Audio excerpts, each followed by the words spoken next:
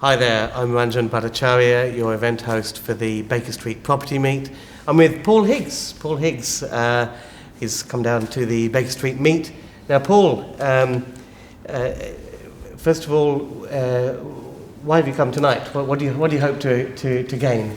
I don't come to many meets actually, unless I'm speaking. In fact, I hardly ever go. But I saw the ad tonight for JVs, something I'm particularly interested in. So I thought I'd come along and see what I might learn. Because JVs, of course, is a very hot topic. And Paul, as you mentioned, you're a bit of an authority on development and doing big projects.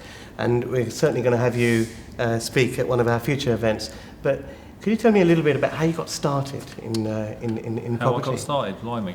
So, I started 32, 33 years ago. So land planning and development's all I've ever done. Started small, doing refurbs. I bought a first house with a mate of mine when we were 17. Did it up, sold it, made a few quid, did it again, got a bit more adventurous, split some houses into flats. And then after about 4 or 5 years, I started to realise that the real clever money around development was in land and planning. Yes.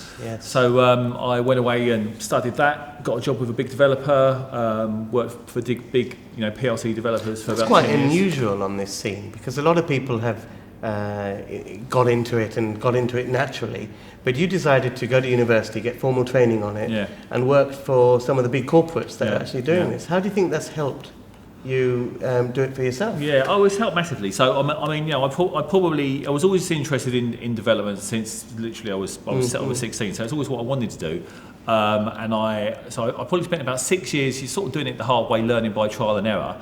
And eventually realised that the only way I was ever going to really get the knowledge and experience that I needed was really by working for someone else. And the fact of the matter is, I was so serious. It's what I really wanted to do.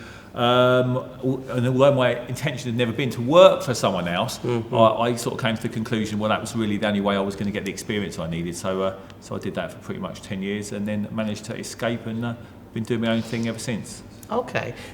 Talk us through one of your recent projects, that just give people an idea of the kind of things that you do. Okay, so the last thing I finished in terms of development was 8 big houses in West London. Okay. Total GDV just over 7 million quid. Sold the last one of those just before Christmas. So that was my last development. How did you find the plot? I spotted it and approached the owners direct, which is one of the things I've always done. So off-market deals is a really big thing for me. So I know what's got potential and what hasn't. I'm particularly good at getting the most out of things. You raise a good point, because a lot of people think that when people talk about off-market deals, there's some magic website that you can subscribe to and it's all there. But so often when you talk to people like yourself who actually do it, it's pounding the streets, knocking on doors, finding out who the owner is, and trying to convince them to sell, isn't it? That's pretty much exactly what it is. I mean, the only real off-market deal, real off-market, is something that you've spotted and gone direct yourself, or someone that has spotted and gone direct themselves, and they're talking to you and only you. Anything other than that is not really off-market.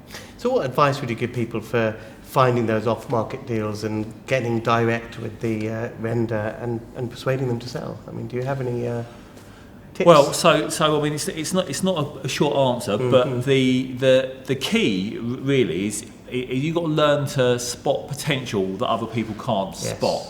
And then that way, if and when you do spot that potential and you go and, I don't knock on doors, I approach people in a very specific way. So I write to them initially, and there's a process that I've tried and tested over years and years and years.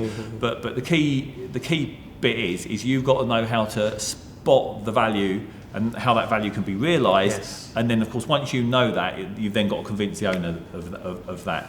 And that is, I guess, is the job description of a developer. You develop the potential. Absolutely, it is really. I mean, I think a lot of people, when they talk about development, they think about the construction, the building and selling bit of it. But the Sarah Beanie stuff. Exactly. But the really clever bit is finding the right off-market opportunities and then knowing how to add maximum value to them, particularly through understanding planning inside out.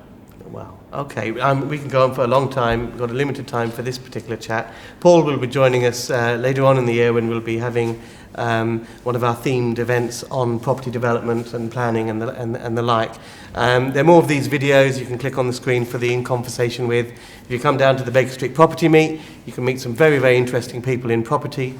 Tonight we've got 200 people coming. It's a power networking event. If you want to check out what's happening at our next meet, it's bakerstreetpropertymeet.com. Bye for now.